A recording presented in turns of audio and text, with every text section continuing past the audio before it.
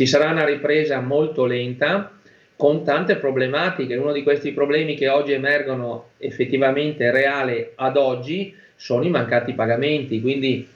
con la situazione che molte aziende di chiusura stanno subendo, ed è una parola tra virgolette dire subendo perché è dovuta alla chiusura,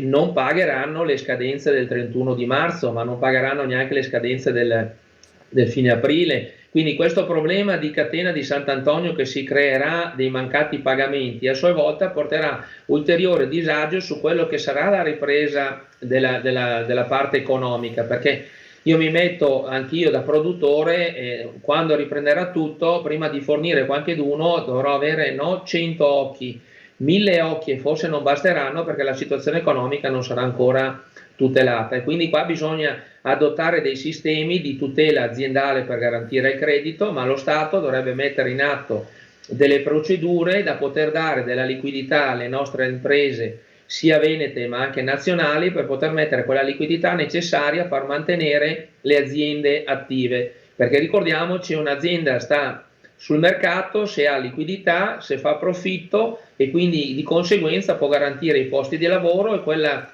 tranquillità sociale sui territori. Io